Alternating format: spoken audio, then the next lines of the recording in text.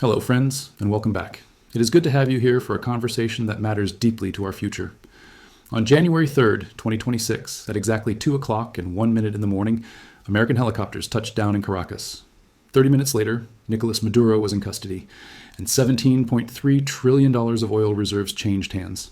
But friends, I need you to listen closely because how the U.S.-Venezuela raid just triggered the biggest wealth transfer in history is not actually about Venezuela at all. This event was simply the next inevitable step in a pattern that has destroyed empires for over 2,000 years. It is a pattern so predictable, so mathematically certain, that once you understand it, you will see it everywhere. Right now, the United States national debt stands at $38.5 trillion, growing by $6.2 billion per day, every single day. Interest payments just crossed $1 trillion annually for the first time in history. Perhaps even more alarming, 142,000 millionaires are fleeing traditional wealth centers this year alone. This is the largest voluntary wealth migration ever recorded. This is not a coincidence. This is stage 4 of a 7-stage cycle that has toppled the Dutch guilder, the British pound, and the Roman denarius before us. The Venezuela raid is not the beginning. It is a symptom of an empire in the expansion phase, desperately grabbing resources to maintain the illusion of stability. What comes next is already written in history books. The only question remaining is whether you will be on the right side of the greatest wealth transfer ever recorded. By the end of our time together today, you will understand exactly which stage we are in and exactly what happens next. Let us look at something that, once seen, cannot be unseen. Throughout the last 2,000 years, empires rise and fall following the exact same pattern. The same sequence, the same stages, and the same outcome. It does not matter if we are talking about Rome in 265 AD, the Dutch in 1780, Britain in 1931, or America in 2026. The pattern is identical and it is unfolding right now. Here is how it works. Stage 1 is the sound money foundation. Every empire begins this way, with sound money and real value. The currency is backed by something tangible like gold, silver, or hard assets. This attracts commerce. Trade flows through the empire. Wealth accumulates, productive capacity expands, education flourishes, and innovation thrives. The society becomes rich through genuine productivity, not financial engineering. This is the golden age.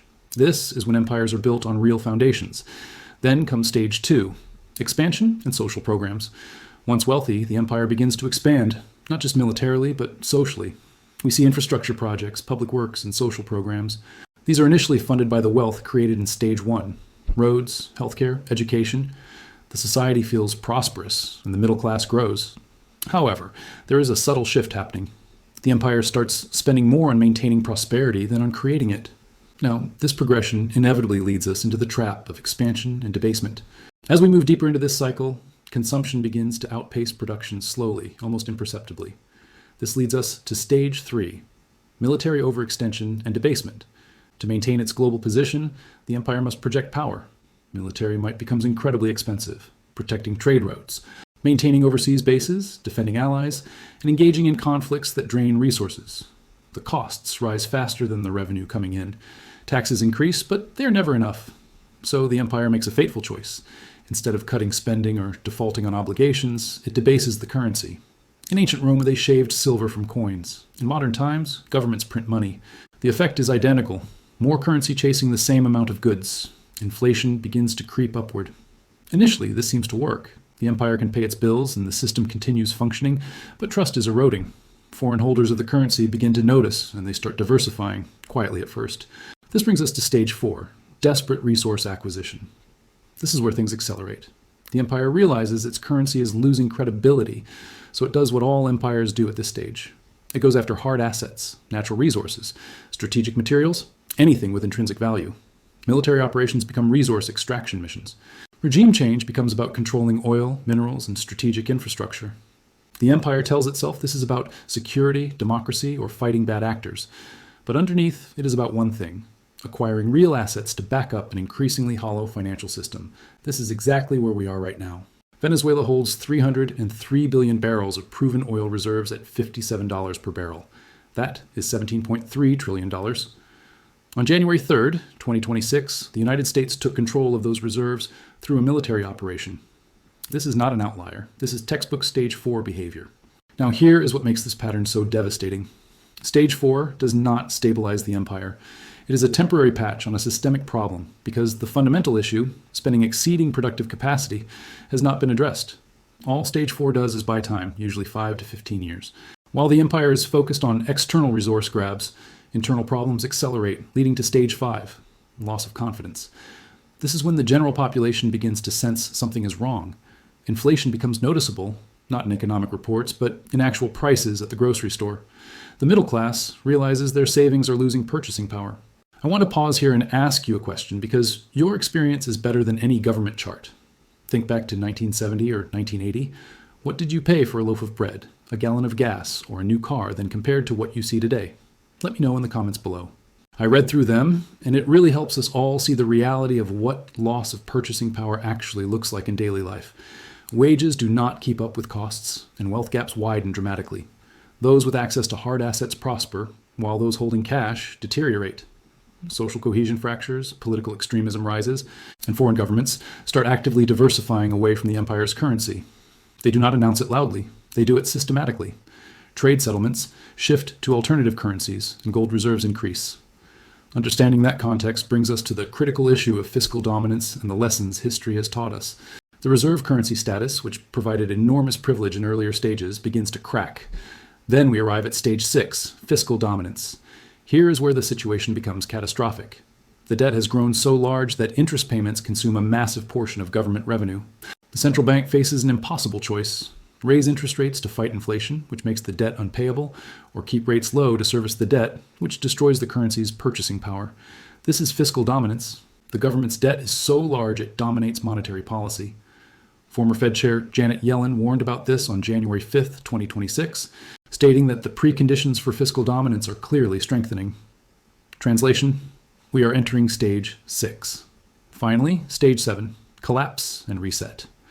The final stage is hyperinflation or default. Currency becomes worthless and the system resets. Wealth stored in the dying currency evaporates. Generational savings are destroyed in months. However, wealth stored in hard assets, gold, silver, productive land, strategic resources, explodes in value relative to the collapsing currency.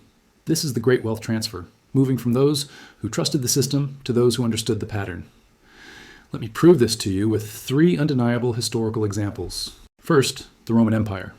Rome dominated the Mediterranean for nearly 500 years. The denarius, Rome's silver coin, was the global reserve currency of its time. In 64 AD, under Emperor Nero, the denarius contained 94% silver. Real money, real value. But Rome was expensive, with military campaigns and an empire spanning 3 continents, so they started the debasement. By 100 AD, it was 85% silver.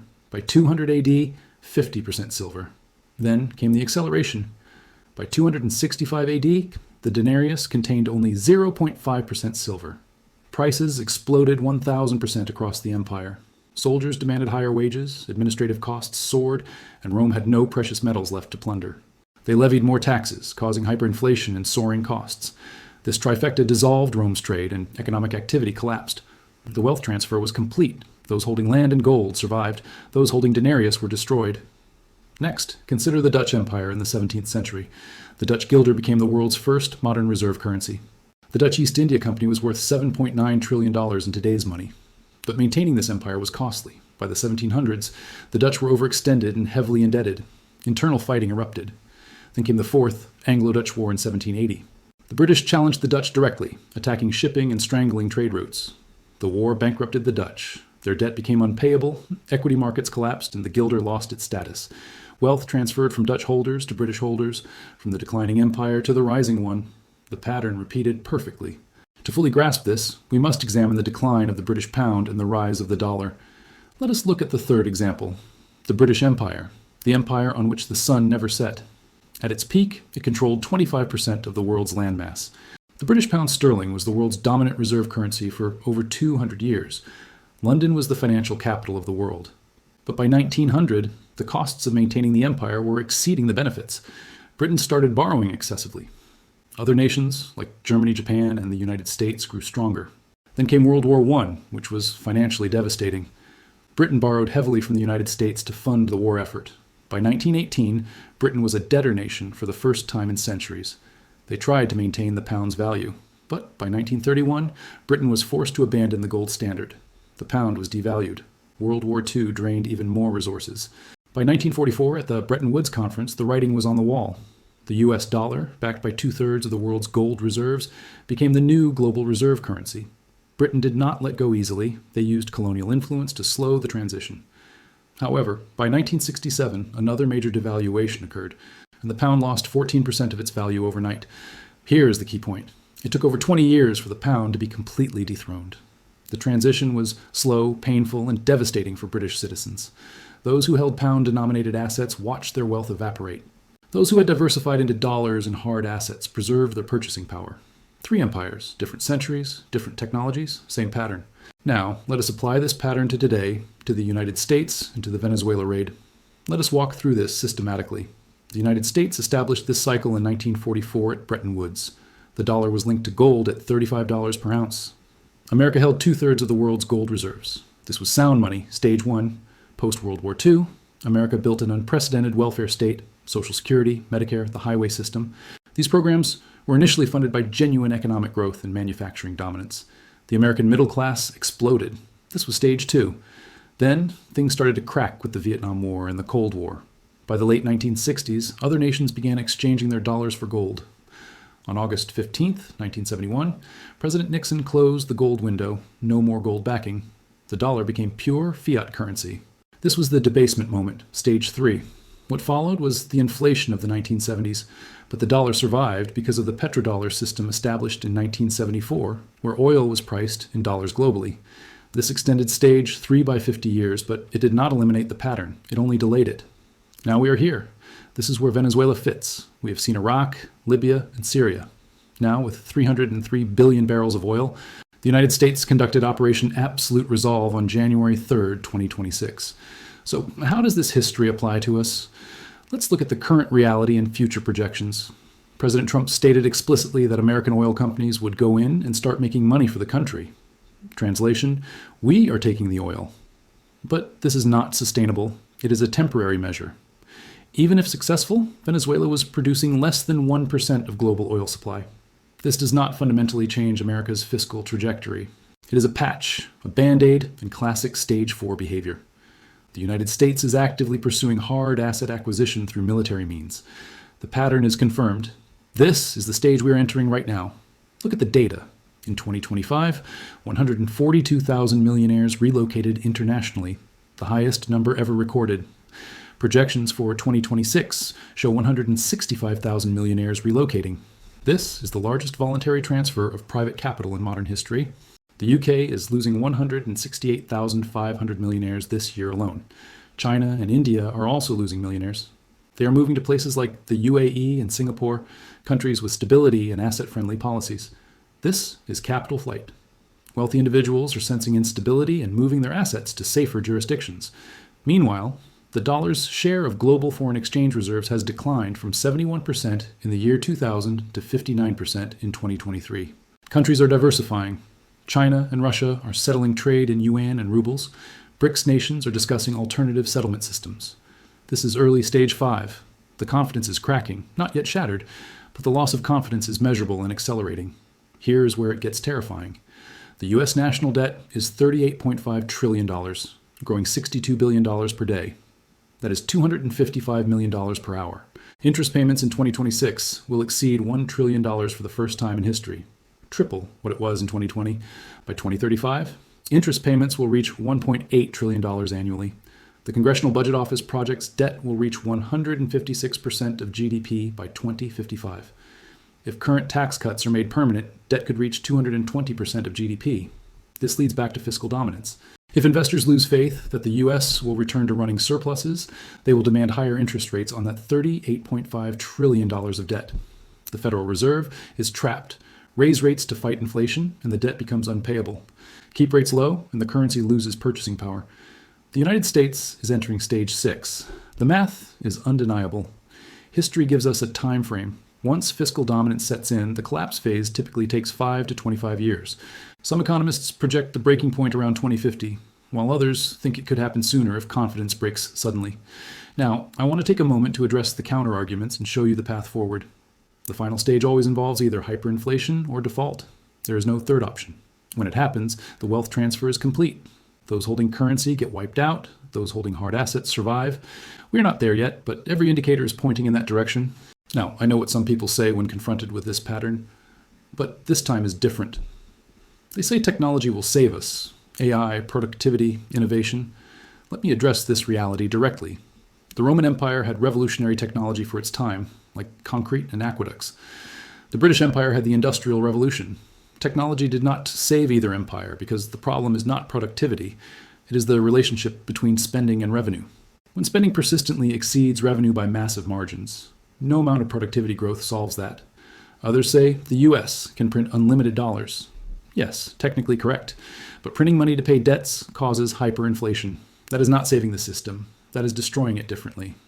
Ask Weimar Germany. Ask Zimbabwe.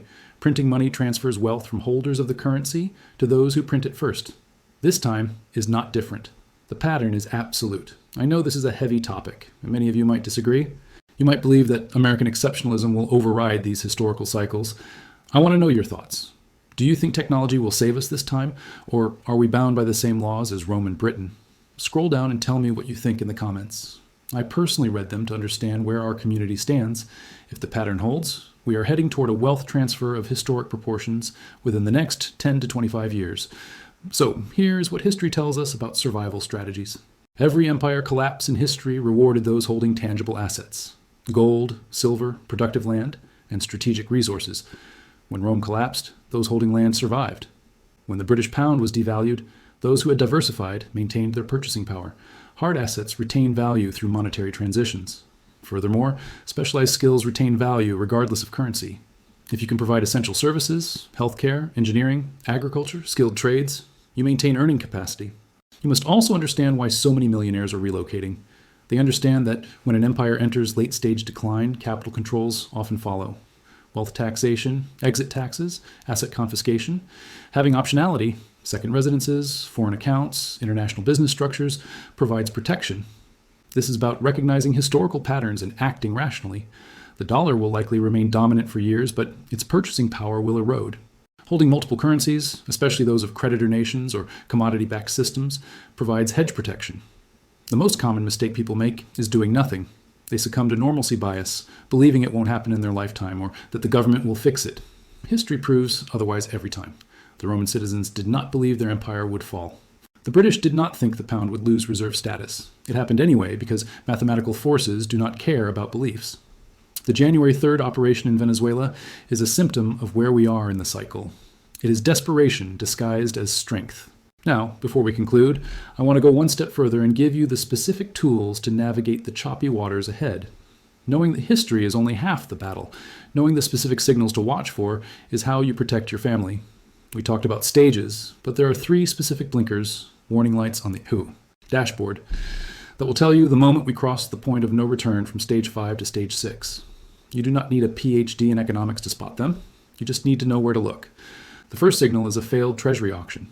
This sounds technical, but it is actually quite simple. The United States government funds its spending by selling debt in the form of treasury bonds. For decades, the world has lined up to buy this debt because it was considered risk-free. But as confidence erodes, there will come a day, perhaps a Tuesday afternoon that seems ordinary in every other way, when the government holds an auction and nobody shows up to buy. When that happens, the Federal Reserve will be forced to step in and print money to buy the entire lot. That is the moment the game changes forever. That is the moment inflation shifts from a temporary annoyance to a runaway freight train. Watch the financial news for terms like poor bid-to-cover ratio or tailing auctions. These are the tremors before the earthquake. The second signal is the introduction of a central bank digital currency, or CBDC. As capital flight accelerates, as you and I look for safer harbors for our hard-earned savings, the government will likely look for ways to lock the doors. They will present a digital dollar as a solution to inefficiency, a way to make payments faster and safer. But make no mistake, friends, a programmable digital currency gives the issuer total control over how, when, and where you can spend your money. It is the ultimate tool for negative interest rates and capital controls. When you see the official rollout of a US CBDC, understand that the window for moving wealth freely is closing. It is not a conspiracy.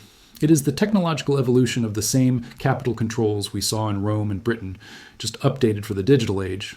So, what is the practical application of all this?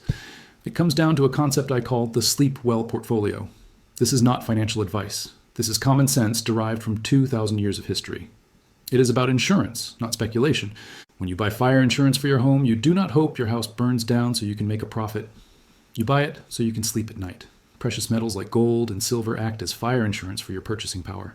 They are not investments that will make you rich overnight. They are stores of value that cannot be printed into oblivion. In a world of infinite paper money, finite assets become the anchor. But do not just think about gold. Think about productivity. We mentioned land earlier, but specifically productive land. Farmland, timberland, or even a home with a garden where you can grow your own food. During the Great Depression and during the collapse of the German mark, those who could produce their own necessities were insulated from the worst of the chaos. It is about independence. It is about reducing your reliance on a supply chain that is becoming increasingly fragile. And perhaps the most overlooked asset of all is community. In every historical crisis, from the fall of Rome to the Great Depression, isolated individuals suffered the most. Communities that shared resources, skills, and protection thrived. Build relationships with your neighbors. Support local producers. Knowledge and relationships are the only assets that cannot be taxed, confiscated, or devalued. Let me know in the comments. Do you feel you have a community or neighbors you can rely on if things get tough, or has society become too isolated? It is a serious question, and reading your answers helps others realize they are not alone in feeling this way. Friends, I do not share this to frighten you. Fear is a paralyzing emotion, and paralysis is dangerous. I share this to empower you. The wealth transfer is not just about the ultra-rich losing money.